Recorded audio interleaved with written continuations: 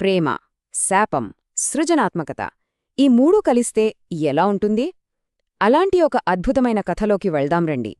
ఇది ప్రఖ్యాత తమిళ కవి సుబ్రహ్మణ్య భారతి కలం నుండి జాలువారిన ఒక అధివాస్తవిక గాథ. సరే, ఈ కథ ఎక్కడ మొదలైందంటే ఒక మామిడి తోటలో అక్కడొక చిన్న కోయిల పాడుతున్న ఈ పాటతో. ఆ పాట కవి మనసును కట్టిపడేసింది. ఆ పాట విన్న కవికి అందులోని బాధ అర్థమైంది. వెంటనే ఆ పక్షి దగ్గరకు వెళ్ళి ఎందుకంత దుఃఖం అని అడిగాడు. కాని ఆ కోయిల సమాధానం చెప్పలేదు. బదులుగా ఒక వింతైన మాట చెప్పింది. ఏంటా మాటంటే, 4 రోజుల తర్వాత మళ్ళీ రా, అప్పుడు నా కథ మొత్తం చెప్తాని. అంతే, అలా చెప్పి మాయమైపోయింది. ఇంకేముంది, ఆ కవికిక కుదురుగా ఉంటుందా? ఆసక్తి, గందరగోళం, అసలేం జరగబోతోందోనని ఎదురుచూపు మొదలైంది.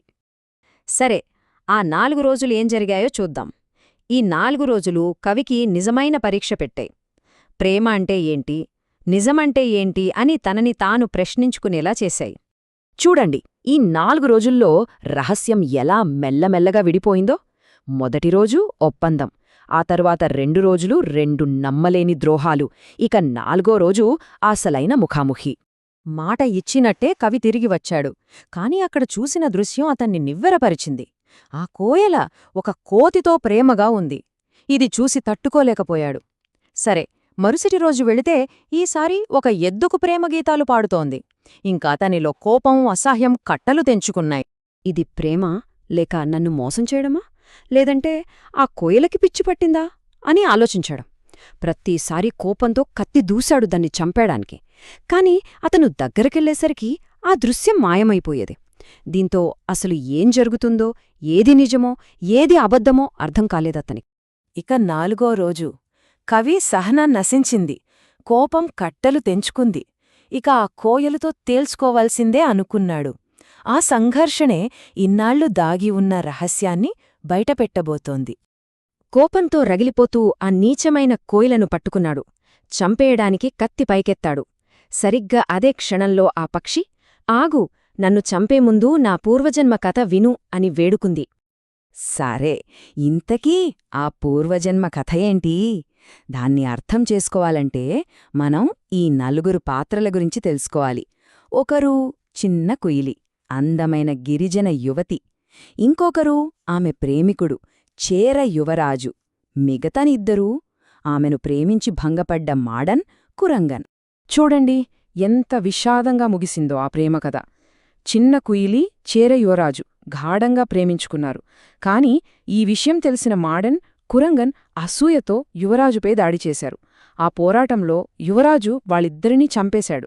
కాని తీవ్రమైన గాయాల వల్ల తను కూడా ప్రాణాలు విడిచాడు. అయితే వాళ్ల మరణంతో కథ ముగిసిపోలేదు. అక్కడే అసలు కథ మొదలైంది. ఒక శాపం, మళ్లీ కలుసుకోవడం కోసం ఒక సుదీర్ఘ ప్రయాణం. అదంతా అక్కడే మొదలైంది. తరువాతి జన్మలో ఆ ప్రేమికులిద్దరూ మళ్లీ మనుషులుగా పుట్టారు. చేర యువరాజేమో ఇప్పుడు కవి రూపంలో ఉన్నాడు. కాని విధి మరోలా ఉంది. మాడెన్, కురంగన్ల ఆత్మలు ప్రతీకారంతో దెయ్యాలుగా మారి చిన్న కుయిలిని ముందుగా కనిపెట్టాయి. వాళ్లు ఆమెను కనిపెట్టి ఏం చేశారంటే, ఒక కోయలగా మారిపో అని శపించారు. అందుకే ఆమె వింతగా ప్రవర్తించింది. ఆ కోతితో, ఎద్దుతో కనిపించడం అదంతా ఆ శాపం వల్లే అనమాట.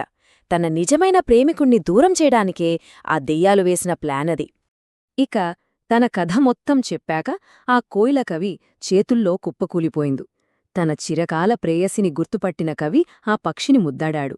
అంతే, ఆ ఒక్క ముద్దుతో శాపం విరిగిపోయింది. ఆమె తిరిగి అందమైన చిన్న కుయిలిగా మారిపోయింది. ఎన్ని జన్మల ఎదురుచూపో! తన ప్రేమ తన కళ్ల ముందు. ఆమె అందాన్ని చూసి ఆ ఆనందాన్ని తట్టుకోలేకపోయాడు కవి. అయితే కథలో ఇక్కడే అసలైన, మనమస్సలు ఊహించని మలుపుంది. ఆమె తేజస్సును, ఆ అందాన్ని చూస్తూ అతను అప్పుడే మైమరచిపోయాడు. అతని చుట్టూ ఉన్న ప్రపంచమంతా మెల్లగా కరిగిపోతున్నట్టనిపించింది. ఎందుకంటే అది నిజంగానే కరిగిపోతోంది. అతను కళ్ళు తెరిచేసరికి తను ఏ తోటలోనూ లేడు, తన గదిలో నేలమీద పడుకునున్నాడు. చుట్టూ చూస్తే పాత రాతప్రతులు, ఒక ఇంకు పెన్ను, పేపర్ల కుప్పలు, ఒక చిరిగిన చాప. అంతే, అక్కడ కోయిల లేదు, యువరాణి లేదు. ఆ మాట్లాడే పక్షి, పూర్వజన్మలు, శాపాలు, ఆ సాహసమంతా కేవలం ఒక కల. ఎంత అద్భుతమైన కల కదా!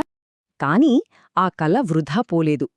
అంత వివరంగా వచ్చిన ఆ కలనే స్ఫూర్తిగా తీసుకుని భారతి ఒక చిన్న కావ్యాన్ని రాశారు. అదే కుయిల్పాటు అంటే కోయిలపాట. ఆయన ప్రసిద్ధ రచనల్లో ఇది ఒకటి. ఇదంతా విన్నాక ఒక ప్రశ్న తలెత్తుతుంది.